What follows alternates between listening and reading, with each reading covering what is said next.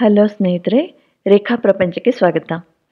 ಇವತ್ತು ಒಂದು ಡಿಫ್ರೆಂಟ್ ಆದ ವಿಡಿಯೋವನ್ನು ಮಾಡ್ತಾ ಇದ್ದೀನಿ. ಅದೇನೆಂದರೆ, ಒಂದು ಹಾಸ್ಟೆಲ್ಗೆ ನಿಮ್ಮ ಮಕ್ಕಳನ್ನ ಕಳಿಸ್ಬೇಕು ಅಂದರೆ ಏನೇನು ವಿಷಯಗಳ ಬಗ್ಗೆ ಗಮನ ಇಟ್ಕೋಬೇಕು, ಅವರಿಗೆ ಏನೇನು ಸಾಮಾನುಗಳನ್ನು ಕೊಟ್ಟು ಕಳಿಸ್ಬೇಕು, ಈ ರೀತಿಯಾಗಿ ಒಂದು ಯೋಚನೆ ಎಲ್ಲರಿಗೂ ಬಂದೇ ಬರುತ್ತೆ. ಅದನ್ನು ಸ್ವಲ್ಪ ಪ್ಲ್ಯಾನ್ ಮಾಡಿಕೊಂಡು ಮೊದಲೇನೆ ಲಿಸ್ಟ್ ಮಾಡಿಟ್ಕೊಂಡ್ರೆ ತುಂಬ ಸುಲಭ ಆಗುತ್ತೆ. ನಾನು ಕೂಡ ಆ ಒಂದು ಪ್ರಯತ್ನವನ್ನು ಮಾಡ್ತಾ ಇದ್ದೀನಿ. ಅದೇನೆಂದರೆ, ನನ್ನ ಮಗನಿಗೆ ಆಲ್ರೆಡಿ ನಾವು ಬೆಂಗಳೂರಲ್ಲಿ ಒಂದು ಕಾಲೇಜನ್ನು ನೋಡಿಟ್ಟಿದ್ವಿ. ಬಟ್ ಅವನಿಗೆ ಸ್ವಲ್ಪ ನ್ಯಾಷನಲ್ ಲೆವೆಲ್ ಕಾಲೇಜ್ಗೆ ಹೋಗಬೇಕು, ನಾನು ಇಷ್ಟೊಂದು ಓದಿದ್ದೀನಿ 2 ವರ್ಷ ಅಂತ ಅಂದ್ಕೋತಾ ಇದ್ದ. ನಿಜಕ್ಕೂ ಪಾಪ 2 ವರ್ಷ ತುಂಬಾ ಕಷ್ಟಪಟ್ಟಿದ್ದಾನೆ. ಸೊ ನಾವು ಕೂಡ ನೋಡ್ತಾ ಇದ್ವಿ. ಬಟ್ ಅವನ ರ್ಯಾಂಕಿಂಗ್ಗೆ ಒಳ್ಳೆ ಕಾಲೇಜ್ ಸಿಗುತ್ತೋ ಇಲ್ವೋ, ಸಿಗಲ್ಲ ಅಂತ ನಾನು ಮತ್ತು ನಮ್ಮ ಮನೆಯವರು ಅಂದ್ಕೊಂಡಿದ್ವಿ. ಬಟ್ ಅವನಿಗೆ ಒಂದು 4th ರೌಂಡ್ ಕೌನ್ಸಿಲಿಂಗಲ್ಲಿ ನಾರ್ತ್ ಈಸ್ಟ್ನ ಒಂದು ಕಾಲೇಜ್ ಸಿಕ್ತು. ಫಸ್ಟ್ ಅವನು ಅಲ್ಲಿಗೆ ಹೋಗ್ತೀನಂತಲೇ ಡಿಸೈಡ್ ಮಾಡಿದ್ದ. ಅದರ ನಂತರದ ದಿನದ ವಿಡಿಯೋ ಇದು.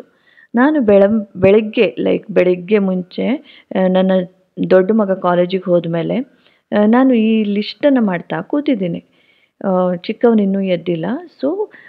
ಮೊದಲನೇದಾಗಿ ಏನು ಮಾಡಿಕೊಂಡೆ ಅಂದರೆ, ಒಂದು ಪೇಪರ್ ಮೇಲೆ 4 ಮೇನ್ ಹೆಡಿಂಗ್ಸ್ ಮಾಡಿಕೊಂಡೆ. ಒಂದು ಕಾಲೇಜ್ ಡಾಕ್ಯುಮೆಂಟ್ಸು, ಕಾಲೇಜಿಗೆ ಹೋಗುವಾಗ ಇನ್ನೇನು ತೊಗೊಂಡು ಹೋಗಬೇಕು, ಏನೇನು ಕೊಡಬೇಕು ಅಲ್ಲಿ, ಅದನ್ನು ಮಾಡಿಕೊಂಡೆ.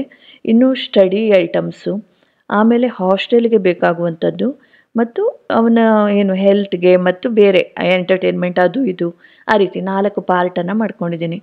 ಈಗ ನನಗೆ ಏನೇನು ನೆನಪಾಗುತ್ತಲ್ವ, ಅದನ್ನೆಲ್ಲ ಆಯಾ ಹೆಡಿಂಗ್ ಅಡಿಗೆ ಬರಿತಾ ಹೋಗ್ತಾ ಇದ್ದೀನಿ. ಒರಿಜಿನಲ್ ಡಾಕ್ಯುಮೆಂಟ್ಸ್ ಕೊಡಬೇಕು, ಫೀ ರಿಸಿಪ್ಟ್ಸ್ ಕೊಡಬೇಕು, ಅಲಾಟ್ಮೆಂಟ್ ಲೆಟರ್ ಪ್ರಿಂಟ್ ತೊಗೋಬೇಕು, ಆಧಾರು ಒರಿಜಿನಲು ಮತ್ತು ಕಾಪೀಸ್ ತೊಗೊಂಡು ಹೋಗಬೇಕು, ಫೋಟೋ ತೊಗೊಂಡು ಹೋಗಬೇಕು ಅಲ್ಲಿ, ಮತ್ತು ಏನಾದರೂ ಫೀ ಪೇಮೆಂಟ್ ಬಾಕಿ ಇದ್ದರೆ ಅದರ DDs ತೊಗೊಂಡು ಹೋಗಬೇಕು. ಈ ರೀತಿಯಾಗಿ ನನಗೆ ನೆನಪು ಬಂದ ಹಾಗೆ ಅಲ್ಲಿ ಬರಿತಾ ಇದ್ದೀನಿ, ಅದನ್ನೇ ರೆಕಾರ್ಡ್ ಮಾಡಿದ್ದೀನಿ. ಬಟ್ ಈಗ ವಾಯ್ಸ್ ಓವರು ಲೇಟಾಗಿ ಮಾಡ್ತಾ ಇರೋದ್ರಿಂದ ನನ್ನ ಹತ್ರ ಫೈನಲ್ ಏನಿದೆ ಅದನ್ನು ನೋಡಿ ನಾನು ಓದ್ತಾ ಇದ್ದೀನಿ, ಆಯಿತಾ. ಹೀಗೆ ಏನೇನು ನೆನಪಾಗುತ್ತೆ ಅದನ್ನು ಆಯಾ ಹೆಡಿಂಗಲ್ಲಿ ಬರಿತಾ ಇದ್ದೀನಿ. ಅದರಲ್ಲಿ ಕೆಲವು ಐಟಮ್ಸು ಮನೆಯಲ್ಲಿ ಇರ್ಬೋದು, ಕೆಲವು ಪರ್ಚೇಸ್ ಮಾಡಬೇಕು, ಕೆಲವು ಅಲ್ಲಿಗೆ ಹೋದ ಮೇಲೆ ಹಾಸ್ಟೆಲ್ಗೆ ಬಿಡೋದಕ್ಕೆ ಹೋಗ್ತೀವಲ್ಲ ಆಗ ಪರ್ಚೇಸ್ ಮಾಡಬೇಕು, ಆ ಥರದ್ದವು ಕೂಡ ಇದ್ದಾವೆ.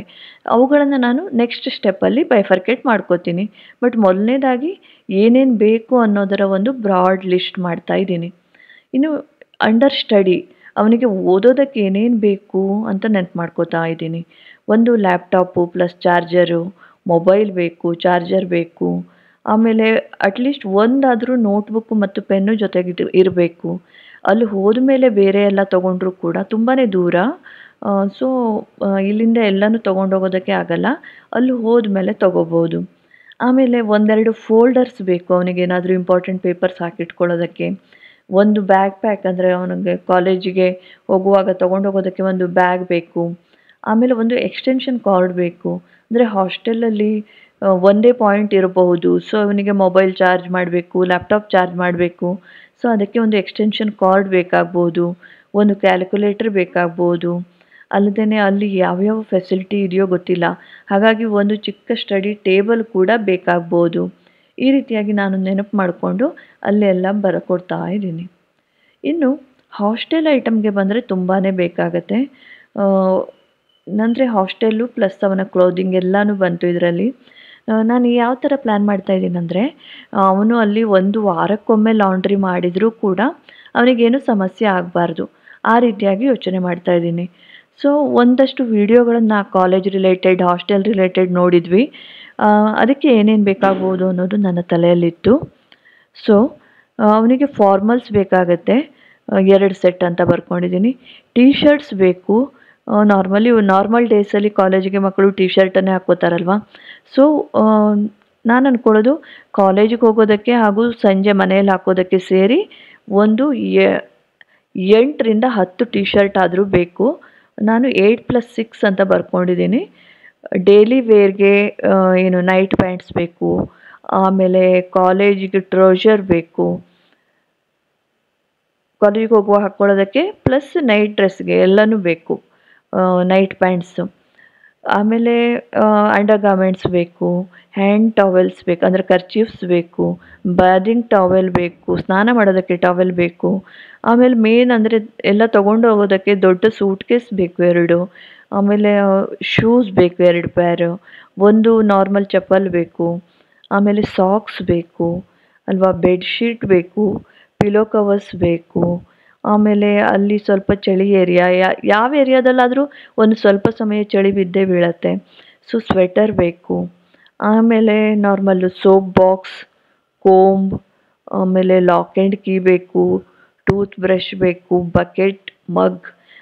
ಬಕೆಟ್ ಮಗ್ ಇವನ್ನೆಲ್ಲ ನಾವು ಅಲ್ಲೇ ತೊಗೋತೀವಿ. ಬಟ್ ಸ್ಟಿಲ್ ಆ ಲಿಸ್ಟಲ್ಲಿ ಅದನ್ನು ಬರ್ಕೋಬೇಕಲ್ವಾ, ಯಾಕೆಂದರೆ ಮರಿಬಾರ್ದು, ಅಲ್ಲಿ ಹೋದ್ಮೇಲೆ ನಾವು ಮರಿಬಾರ್ದು. ಅದಕ್ಕೇ ಎಲ್ಲನೂ ಏನೇನು ಬೇಕಾಗುತ್ತೆ ಅನ್ನೋದರ ಲಿಸ್ಟ್ ಇದು. ಆಮೇಲೆ ಬೆಡ್ ಬೇಕು, ನಾರ್ಮಲಿ ಕಾಟ್ ಅಷ್ಟೇ ಕೊಡ್ತಾರೆ.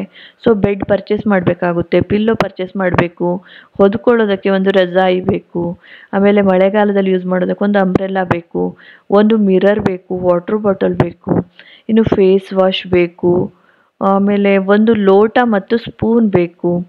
ಯಾಕೆಂದರೆ ಏನಾದರೂ ರೂಮಲ್ಲಿ ಕುಡಿಯೋದಿದ್ರೆ ಒಂದು ಏನೋ ಒಂದು ಏನು ಶರ್ಬತ್ತೆ ಮಾಡಿಕೊಂಡ್ರು ಅಂತ ಇಟ್ಕೊಳ್ಳಿ, ಅದಕ್ಕೆ ಒಂದು ಗ್ಲಾಸ್ ಮತ್ತು ಸ್ಪೂನ್ ಬೇಕು ಅಂತ ಇಟ್ಕೊಂಡಿದ್ದೀನಿ.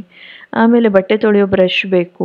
ಆಮೇಲೆ ಇವ್ರಿಗೆ ಯೂಸ್ ಮಾಡೋದಕ್ಕೆ ತಲೆಗೆ ಹಚ್ಚೋದಕ್ಕೆ shampoo, soap, mouth wash, perfume, ಆಮೇಲೆ ಬಟ್ಟೆ ನೆನೆಸಿಡೋದಕ್ಕೆ ಡಿಟರ್ಜೆಂಟ್ ಪೌಡರ್, ಈ ಥರ ಎಲ್ಲ ಚಿಕ್ಕ ಪುಟ್ಟ ವಿಷಯಗಳನ್ನು ಕೂಡ ನಾನು ಇಲ್ಲಿ ಬರೆದಿಟ್ಕೋತಾ ಇದ್ದೀನಿ. ಇವುಗಳಲ್ಲಿ ಬಹಳಷ್ಟನ್ನು ಅಲ್ಲಿ ಹೋಗೇ ಪರ್ಚೇಸ್ ಮಾಡಬೇಕು, ಕೆಲವನ್ನು ಇಲ್ಲಿಂದ ತೊಗೊಂಡು ಹೋಗಬೇಕು. ಎಮರ್ಜೆನ್ಸಿಗೆ ಒಂದು ಸ್ವಲ್ಪ ದಿನ ಆಗುವಷ್ಟಾದರೂ ತೊಗೊಂಡು ಹೋಗಬೇಕು, ಆಮೇಲೆ ಅಲ್ಲಿ ಪರ್ಚೇಸ್ ಮಾಡ್ಬೋದು. ಯಾಕೆಂದರೆ ಮೊದಲನೇ ದಿನವೇ ಎಲ್ಲವನ್ನೂ ಸಿಗೋದಿಲ್ಲ, ಮತ್ತು ಇವರಿಗೆ ಎಕ್ಸ್ಪ್ಲೋರ್ ಮಾಡೋದಕ್ಕೆ ಟೈಮ್ ಕೂಡ ಬೇಕಲ್ವಾ, ಎಲ್ಲೇನು ಸಿಗತ್ತೆ ಅಂತ ಹೊಸದಾಗಿ ಹೋದಾಗ. ಸೊ ಅದನ್ನೆಲ್ಲ ನೆನಪು ಮಾಡಿಕೊಂಡು ನಾನಿಲ್ಲಿ ಬರಿತಾ ಇದ್ದೀನಿ. ಸ್ನೇಹಿತರೆ, ಈ ಏನು ಲಿಸ್ಟನ್ನು ಮಾಡುವಾಗ ನಾನು ತುಂಬಾ ಬೇಜಾರಲ್ಲಿದ್ದೆ. ಯಾಕೆಂದರೆ ಮಕ್ಕಳನ್ನು ದೂರ ಕಳಿಸೋದಂದರೆ ಸುಲಭದ ಮಾತಲ್ಲ. ನಾನು ಪರ್ಸ್ನಲಿ 6th ಸ್ಟ್ಯಾಂಡರ್ಡಿಂದ ಹಾಸ್ಟೆಲ್ನಲ್ಲಿ ಬೆಳೆದವಳು. 6th ಇಂದ 12th ನಾನು ಹಾಸ್ಟೆಲಲ್ಲೇ ಇದ್ದಿದ್ದು. ನನಗೆ ಅದರ ಅನುಭವ ಇದೆ. ಆದರೆ ನಮ್ಮ ಮಕ್ಕಳು ಒಂದು ಕಂಫರ್ಟ್ ಲೆವೆಲಲ್ಲಿ ಬೆಳೆದಿರ್ತಾರೆ. ಲೈಕ್ ನಾನು ಹೇಳೋದಂದರೆ, ನಾನು ಹಳ್ಳಿಯಿಂದ ಬಂದಿದ್ದು, ನಾನು ಹಾಸ್ಟೆಲ್ಗೆ ಹೋಗಿ ಅಲ್ಲಿ ಓದಿದ್ದು ನನ್ನ ಲೈಫಲ್ಲಿ ತುಂಬಾ ಒಳ್ಳೆಯದಾಯಿತು. ಯಾವ ಮಕ್ಕಳಾದರೂ ಅಪ್ಪ ಅಮ್ಮನ ಒಂದು ಏನು ಸೇಫ್ಟಿ ಝೋನ್ ಇರುತ್ತಲ್ಲ, ಪ್ರೊಟೆಕ್ಟಿವ್ ಝೋನ್ ಇರುತ್ತೆ, ಅದರಿಂದ ಹೊರಗೆ ಹೋದಾಗ ಅವರು ಗ್ರೋ ಆಗ್ತಾರೆ. ಬಟ್ ಆ ಪೀರಿಯಡ್ ಇದೆ ಅಲ್ಲ, ಅದು ಸ್ವಲ್ಪ ಕಷ್ಟದಾಯಕ ಆಗಿರುತ್ತೆ. ಸೊ ನನ್ನ ಮಗ, ಅವನು ಚಿಕ್ಕ ಮಗ, ಅವನು ಇನ್ನೂ ಚಿಕ್ಕವನು ಅಂತಲೇ ನನಗೆ ಅವನು ಇಷ್ಟೆಲ್ಲ ಮಾಡ್ಕೋತಾನ, ಅವನಿಗೆ ಅಷ್ಟು ಜವಾಬ್ದಾರಿ ಇದೆಯಾ ಅಂತೆಲ್ಲ ಚಿಂತೆ ಆಗ್ತಾ ಇತ್ತು ಆ್ಯಕ್ಚುಲಿ. ಬಟ್ ಅವನು ಹೋಗೋದಕ್ಕೆ ರೆಡಿ ಆಗಿದ್ದ. ಮತ್ತು ಬಹಳ ದಿನ ಇರೋದಿಲ್ಲ ಕೂಡ, ಮಧ್ಯದಲ್ಲಿ ಊರಿಗೆ ಬೇರೆ ಹೋಗಿ ಬರಬೇಕು. ದಿನಗಳು ಕಡಿಮೆ ಇರೋದ್ರಿಂದ ನಾನು ಕೂಡ ಅವನ ಆಸೆಗೆ ಇದು ಮಾಡಬಾರ್ದಲ್ವ, ನಾವು ನಮ್ಮ ಆಸೆನ ಮಕ್ಕಳ ಮೇಲೆ ಹೇರಬಾರ್ದು. ಅವರು ಅವರ ಭವಿಷ್ಯಕ್ಕೆ ಏನು ಡಿಸೈಡ್ ಮಾಡ್ತಾರೋ ಅದೇ ಒಳ್ಳೆಯದು. ಆ ರೀತಿಯಾಗಿ ಯೋಚನೆ ಮಾಡಿ ಎಲ್ಲ ತಯಾರಿಯಲ್ಲಿ ತೊಡಗಿದ್ದೆ. ಇನ್ನು ಈ ಹೆಲ್ತ್ ಆ್ಯಂಡ್ ಅದರ್ಸ್ ಇದೆ ಅಲ್ಲ, ಅಲ್ಲಿ ಕೂಡ ಸಾಕಷ್ಟು ಐಟಮನ್ನು ನಾನು ಬರಿತಾ ಇದ್ದೀನಿ. ಅವುಗಳಂದರೆ ಫಸ್ಟ್ ಆಫ್ ಆಲು ಮೆಡಿಸಿನ್ ಅಂದರೆ ಒಂದು ಜ್ವರ ಬಂದರೆ ಇಮಿಡಿಯೇಟಾಗಿ ತೊಗೊಳೋದಕ್ಕೆ. ಅಲ್ಲಿ ಮೆಡಿಕಲ್ ಫೆಸಿಲಿಟಿ ಎಷ್ಟು ದೂರ ಇದೆಯೋ ಗೊತ್ತಿಲ್ಲ ಅಲ್ವಾ, ಎಲ್ಲ ಸಮಯದಲ್ಲೂ ಸಿಗಲ್ಲ. ಸಾಯಂಕಾಲನೇ ಜ್ವರ ಬರೋದು ಜಾಸ್ತಿ. ಸೊ ಒಂದೆರಡು ಆ ಥರದ್ದು ನೆಗಡಿಗೆ, ಜ್ವರಕ್ಕೆ ನಮ್ಮ ಏನು ಫಸ್ಟ್ ಏಡ್ ಅನ್ಬೋದು, ಆ ಥರ ಮೆಡಿಸಿನ್ಸು.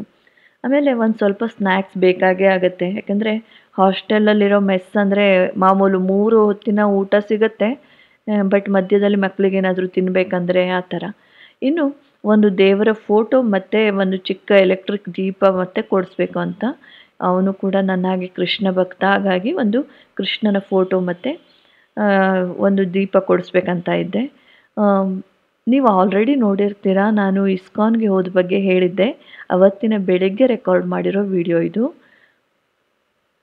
ಆಮೇಲೆ ಸಣ್ಣ ಪುಟ್ಟ ಕೆಲಸಗಳಿಗೆ, ಕಾಲೇಜ್ ವರ್ಕ್ಗಿರ್ಬೋದು, ಈ ಸಿಝರ್ ಬೇಕಾಗತ್ತೆ, ಕತ್ರಿ ಬೇಕಾಗತ್ತೆ. ಆಮೇಲೆ ಕ್ಲಿಪ್ಗಳು ಅಂದರೆ ಪೇಪರ್ ಬೈಂಡ್ ಮಾಡೋ ಕ್ಲಿಪ್ಗಳು, ಬಟ್ಟೆ ಒಣಗಿಸೋ ಕ್ಲಿಪ್ಗಳು, ಆಮೇಲೆ ಬುಕ್ಸ್ ಅಂದರೆ ಓದೋ ಹವ್ಯಾಸ ಇರುತ್ತಲ್ಲ, ಮಕ್ಕಳು ಏನು ಮಾಡ್ತಾರೆ ಫ್ರೀ ಟೈಮಲ್ಲಿ ಸ್ವಲ್ಪ ಆವಾಗ ಇವಾಗ ಬುಕ್ಸ್ ಓದಿದ್ರೆ ಕಂಟಿನ್ಯೂಸ್ ಆಗಿ ಈಗಿನ ಮಕ್ಕಳು ಓದೋದಿಲ್ಲ, ಮೊಬೈಲ್ ಇರುತ್ತಲ್ವಾ ಎಷ್ಟಂದ್ರೂ. ಈವನ್ ರೀಡಿಂಗ್ ಕೂಡ ಮೊಬೈಲಲ್ಲೇ ಮಾಡ್ತಾರೆ ಕೆಲವೊಮ್ಮೆ PDF ಡೌನ್ಲೋಡ್ ಮಾಡಿ. But still hard copy of the book ಕೂಡ ಇಂಪಾರ್ಟೆಂಟು. ಸೊ ಬುಕ್ಕು, ಆಮೇಲೆ ಇಯರ್ಫೋನಿನ ಚಾರ್ಜರು, ಇಯರ್ಫೋನ್ ಮತ್ತು ಅದರ ಚಾರ್ಜರು, ಆಮೇಲೆ ಏನು ಬಟ್ಟೆ ಒಣಗಿಸೋದಕ್ಕೆ ಒಂದು ವಯರ್ ಬೇಕಾಗ್ಬೋದು, ನಾವೇನೇ ಕಟ್ಕೋಬೇಕೋ ಏನೋ, ಅಲ್ಲಿ ಏನು ವ್ಯವಸ್ಥೆ ಇದೆ ಗೊತ್ತಿಲ್ಲ. ಹಾಗಾಗಿ ಒಂದು ವಯರು, ಅದಕ್ಕೆ ನೇಲು ಅಂದರೆ ಮೊಳೆ ಮತ್ತು ಹುಕ್ಸು, ಈ ಥರದ್ದೆಲ್ಲ ಚಿಕ್ಕ ಪುಟ್ಟದ್ದು. ಬಟ್ ಎಮರ್ಜೆನ್ಸಿಗೆ ಸ್ವಲ್ಪ ತೊಗೊಂಡೋದ್ರೆ ಆ ಟೈಮಲ್ಲಿ ಹೆಲ್ಪ್ ಆಗುತ್ತೆ. ಆ ಥರ ಟೇಬಲ್ ಲ್ಯಾಂಪು, ಅಂದರೆ ರೂಮ್ ಶೇರಿಂಗ್ ಇರುತ್ತೆ, ಅದರಿಂದ ಒಬ್ಬರು ಓದ್ತಾರೆ ಒಬ್ಬರು ಮಲಗ್ತಾರೆ ಅಂತ ಸಮಯದಲ್ಲಿ ಬೇಕಾಗುತ್ತೆ ಟೇಬಲ್ ಲ್ಯಾಂಪು. ಆಮೇಲೆ ಕ್ಯಾಮ್ರಾ ತೊಗೊಂಡೋಗೋದಿದ್ರೆ ಕ್ಯಾಮ್ರಾ ಮತ್ತು ಅದಕ್ಕೆ ರಿಲೇಟೆಡ್ ಚಾರ್ಜರು. ಆಮೇಲೆ ಸ್ವಲ್ಪ ಹೆಲ್ತ್ ಕಾನ್ಷಿಯಸ್ಸು, ವರ್ಕೌಟ್ ಎಲ್ಲ ಮಾಡ್ತಾರೆ ಅಂತಂದರೆ ಒಂದು ಸ್ವಲ್ಪ ಪ್ರೋಟೀನ್ ಪೌಡರು ಮತ್ತು ಅದನ್ನು ಶೇಕ್ ಮಾಡ್ಕೊಳ್ಳೋದಕ್ಕೆ ಶೇಕರು. ಆಮೇಲೆ ಆ ರೂಮಿಗಾಗಿ ಒಂದು ಡಸ್ಟ್ಬಿನ್ನು, ಒಂದು ಪೊರ್ಕೆ, ಆಮೇಲೆ ಕಸ ತೆಗೆಯೋದಕ್ಕೆ ಒಂದು ಟ್ರೇ, ಆಮೇಲೆ ಒಂದು ನೇಲ್ ಕಟರ್. ಈ ರೀತಿಯಾಗಿ ಏನೇನು ನೆನಪಿಗೆ ಬಂತೋ ಅದೆಲ್ಲವನ್ನು ನಾನು ಬರೆದಿಟ್ಕೊಂಡು ರೆಡಿ ಮಾಡಿಕೊಂಡಿದ್ದೆ.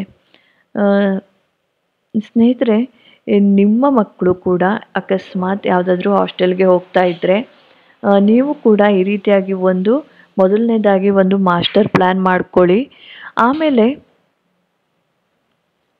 ಇದರಲ್ಲಿ ಯಾವುದು ನಿಮ್ಮ ಹತ್ರ ಆಲ್ರೆಡಿ ಇದೆ, ಯಾವುದನ್ನು ಪರ್ಚೇಸ್ ಮಾಡಬೇಕು, ಈ ರೀತಿಯಾಗಿ ಅದನ್ನು ಬೈಫರ್ಕೇಟ್ ಮಾಡ್ಕೋಬೋದು. ಆನಂತರದಲ್ಲಿ ಏನು ಪ್ಯಾಕಿಂಗ್ ಮಾಡುವಾಗ ಕೂಡ ಇದನ್ನು ಚೆಕ್ ಲಿಸ್ಟ್ ಆಗಿ ಕೂಡ ಯೂಸ್ ಮಾಡ್ಕೋಬೋದು.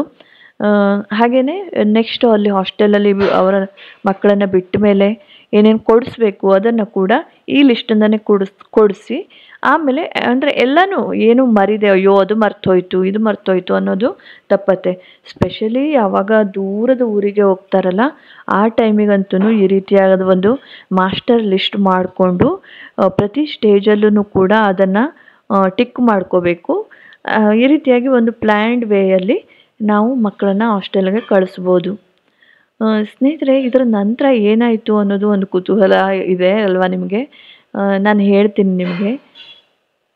ಬಟ್ ಈ ಲಿಸ್ಟನ್ನು ಮಾಡುವಾಗ ನಾನು ನಿಜಕ್ಕೂ ತುಂಬಾ ಬೇಜಾರಲ್ಲಿದ್ದೆ. ಏನು ಒಲ್ಲದ ಮನಸ್ಸಿನಿಂದನೇ ಮಾಡ್ತಾಯಿದ್ದೆ ಅನ್ಬೋದು, ಮಾಡಲೇಬೇಕಾಗಿತ್ತು ಬಿಡಿ, ಒಲ್ಲದ ಮನಸ್ಸಿನಿಂದನೇ ಮಾಡ್ತಾಯಿದ್ದೆ. ಬಟ್ ದೇವರು ದೊಡ್ಡವನು, ಮುಂದೆ ಏನೇನಾಯಿತು ಅನ್ನೋದನ್ನು ನಾನು ಮುಂದಿನ ವಿಡಿಯೋಗಳಲ್ಲಿ ಹೇಳ್ತೀನಿ. ನಿಮಗೆ ಇದು ಹೆಲ್ಪ್ಫುಲ್ ಅನಿಸಿದರೆ ದಯವಿಟ್ಟು ವಿಡಿಯೋವನ್ನು ಲೈಕ್ ಮಾಡಿ. ಚಾನಲ್ನ ಇನ್ನೂ ಸಬ್ಸ್ಕ್ರೈಬ್ ಮಾಡ್ಕೊಂಡಿಲ್ಲ ಅಂದರೆ ದಯವಿಟ್ಟು ಸಬ್ಸ್ಕ್ರೈಬ್ ಮಾಡ್ಕೊಳ್ಳಿ. ಹಾಗೂ ಇದನ್ನು ನಿಮ್ಮ ಸ್ನೇಹಿತರೊಂದಿಗೆ ಶೇರ್ ಕೂಡ ಮಾಡಿ. ಮತ್ತೆ ಸಿಗ್ತೀನಿ ಹೊಸ ವಿಡಿಯೋದೊಂದಿಗೆ. Take care, bye by.